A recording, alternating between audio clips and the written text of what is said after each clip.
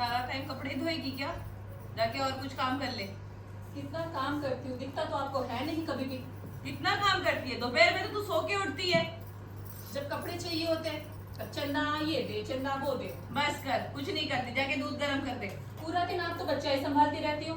तेरे है नहीं तो तुझे पता कैसे चलेगा? मैं अपना नदी के चल रही ना नाचने तू। और इन दोनों भाइयों के कानों में जू तक नहीं रही थी। कहाँ जा रही है? तुमसे मतलब तुझसे कितनी बार कहा है अकेले पानी भरने मत जाया कर। जा बैठ घर में। खुद तो पता नहीं कहाँ जाके मुंह काला कराते रहते हो। कमा के लाते नहीं और मुझ पे रोज चाहते रहते हो। जब देखो तब अभी आपसे एक औरत नहीं समझती। चुप, तेरी बीवी है, तू संभालना। आंधी के आगे तुम्हें भागती रहती है, इसको संभाल लूं मैं। जीजी तुम्हें इतना डर क्यों है? एक दिन खानदान की नाक कटाएगी जिस तरह ये जुबान चलाती है। सुन, आज के बाद तुझे देख लेना घर से बाहर निकलते हुए टांगे तोड़ देगी। तब तो मेरा कलेजा ही बाहर रहेगी, कलेजा ठंडा करेगी। चल चल चल। हेलो भैया। लायक ही है तू मार खाने की।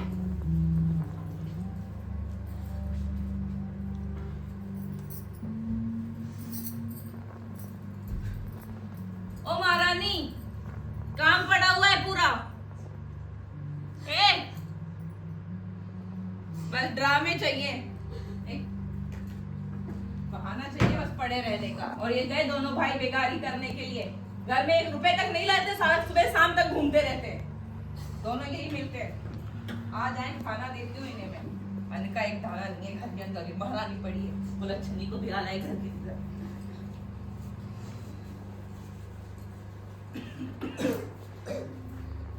यार आज मुझसे पैसा नहीं दिया। राधा खाना लगा। मैं तो नहीं जा रहा। पूरा दिन मजदूरी किया, खाने को भी कुछ नहीं किया। भूख के मारे जान जा रही है। अरे राधा खाना लगा।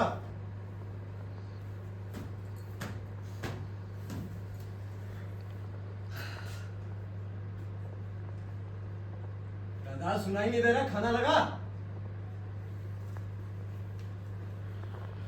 अरे पहली होगी नहीं क्या? कब से पुकारो खाना लगाना? कहाँ से लगा दूं खाना? कहाँ से लगा दूं? तू लग गया था, तेरी माँ लग गई थी। खाना है क्या घर के अंदर? पहले खाना से लगा दिमाग दूं। खराब। चुप! दोनों भाई बेकारी करके आते हो, घर में 1 रुपए नहीं लाते। ये महारानी पड़ी रहती है सुबह से शाम तक। एक काम करिए, चूड़ी पहन, मैं जाती हूँ खाना लाती हूँ। हट!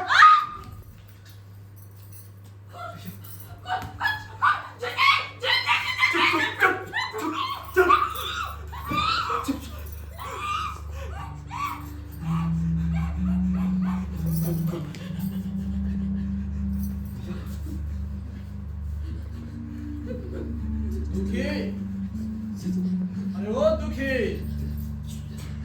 दुखी है क्या? अरे दुखिया है। औरतें लड़ाई करके मुंह फुलाए पड़ी होगी, इसी से अंधेरा है क्या? आज तो दिन भर चिल्लाते ही रहे। जी चाचा जी, वो झगड़ा थोड़ा ज्यादा हो गया आज। लेकिन उसके लिए दुखी क्यों रो रहा है? चाचा जी, वो तकरार करते करते बड़ी बहू ने छोटी बहू पर हंसियां चला दिया। चाचा जी। क्या कहा? अरे मरी तो नहीं? चाचा जी, बोलो। चाचा जी मर गई। चाचा जी, चाचा जी बचा लो मेरे को। जान निकल जाएगी। चाचा जी बचा लो। अब क्या करूं मैं इसे? मर गई चाचा जी। ठीक है, उठो उठो उठो। देखे काम कर, अभी दौड़ा जा थाने में। कहना मेरे बड़े भाई दुखी ने शाम को घर आकर खाने को मांगा था, खाना तैयार नहीं था, इसलिए अपने बहू को माथे पर हंसिया मार दिया है। मैं ठीक कहता हूँ, ऐसे कहने से तेरी बहू बच जाएगी। चाचा जी बहू तो दूसरी भी आ जाएगी, लेकिन भाई फांसी पे चढ़ गया तो वो कहाँ से लाऊंगा मैं? ये भी ठीक कह रहा है। तो फिर जैसा हुआ वैसे ही कहना। अब सब तरफ से बचाव करना तो मुश्किल है बाबा। ठीक है, अब तुम देख लो, मैं चलता हूँ।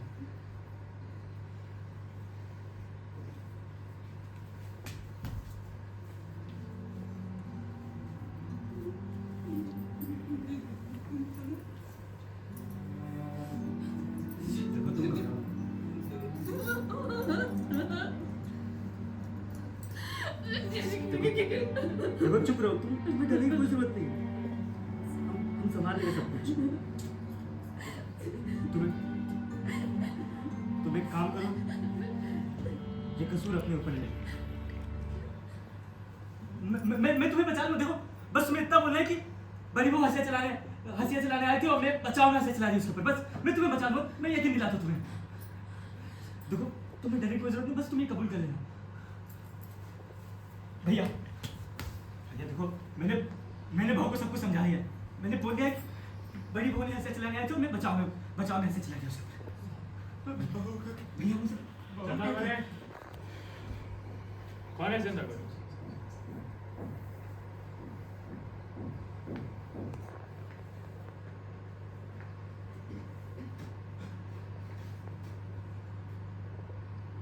चंदा गोरी,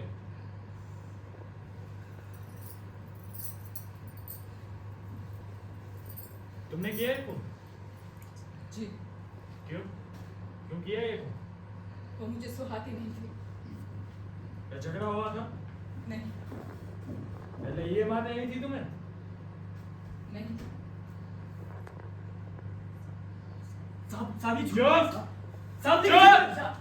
साहब झूठ बोलते हैं, लेकिन साहब बैठ! झूठ बोल बैठ! बैठ!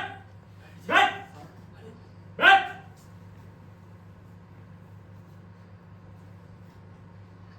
ठीक है, चलो पुलिस स्टेशन चलो।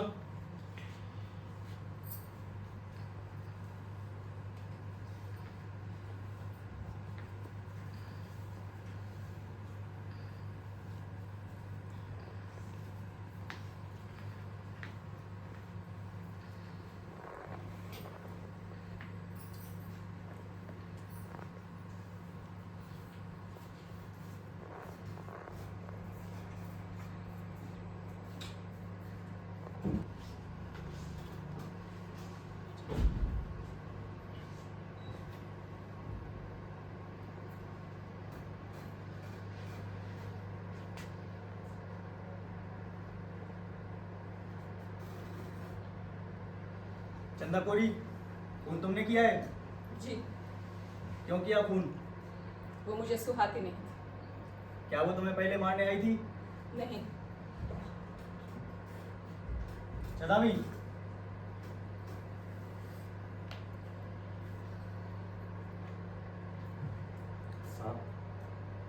साहब इसमें मेरी बहू का कोई कसूर नहीं साहब। ठीक है बैठ जाओ।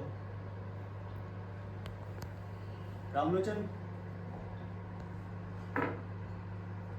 साहब, खून होने के थोड़ी देर बाद में घटनास्थल पर पहुंचा था। गवाह छादामी ने मेरे सामने सब कबूल करके मेरे पैरों पर गिरकर कहा था कि चाचा, बहू को किस तरह बचाऊं, मुझे कोई रास्ता बताइए। मैंने कुछ नहीं कहा। गवाह ने मुझसे पूछा कि चाचा, मैं अगर ऐसा कहूं कि बड़े भाई ने घर आकर बड़े भाई ने खाने को मांगा था, सो बहू ने दिया नहीं, इस पर गुस्से में आकर अपनी स्त्री को मार डाला। मैंने कहा, खबरदार हरामजादे, अदालत में एक हरूफ भी झूठ नहीं बोलना, इससे बढ़कर महापाप और नहीं है। साहब, मैं इतना ही जानता हूं। ठीक, बैठ जाओ।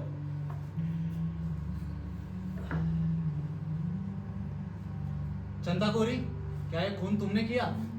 अरे साहब, एक ही बात को कितनी बार बताऊं, खून मैंने किया है। तुम जिस कसूर को मंजूर कर रही हो उसकी सजा क्या है जानती हो? नहीं। उसकी सजा है फांसी।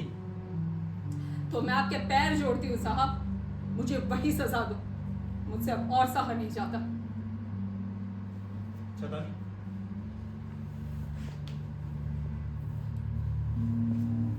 सुनो, इधर गवाह की तरफ देखकर बताओ, ये तुम्हारा कौन लगता है? इधर गवाह की तरफ देखो। मालिक लगता है मेरा। क्या ये तुम्हें चाहता है? बहुत ज्यादा चाहता है कि तुम इसे नहीं चाहती? बहुत ज्यादा चाहती हूँ कि चदामी कोरी, साहब ये खून मैंने किया साहब। बड़ी बहू ने खाने को मारा था साहब, मेरे गुस्से में आके ऐसे चला गया साहब। ठीक है बैठ जाओ। दुखी कोरी,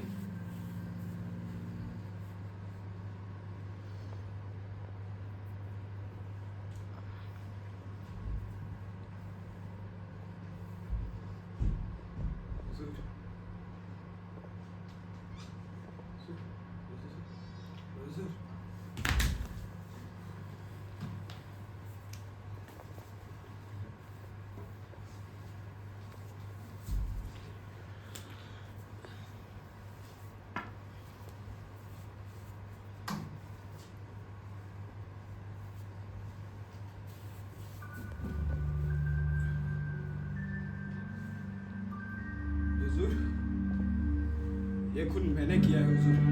क्यों? खाने को मांगा था राधा से, उसने दी नहीं, ऊपर से गाली दे रही थी साली। मेरा दिमाग खिसक गया हुजूर। अपना आपा खो बैठा और अगर मैं बड़ी हंसियां उठाई और उसके सामने तेरे मारी, वो मर गई हुजूर, मर गई। हाँ, मैंने ना अपने हाथों से अपने हाथों से मार दिया, अपने हाथों से अपने बीवी को मार दिया, मार दिया।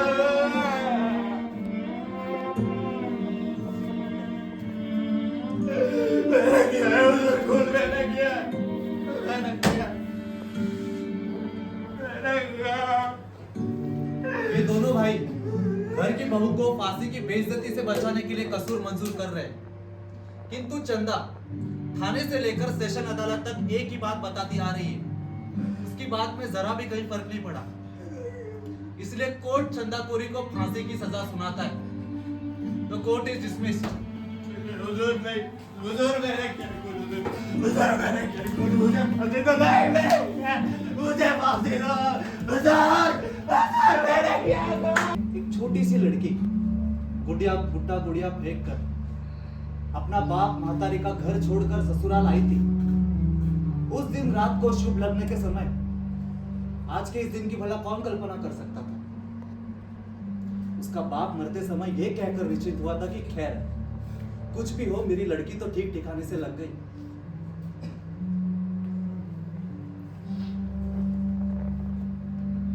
चंदा गौरी,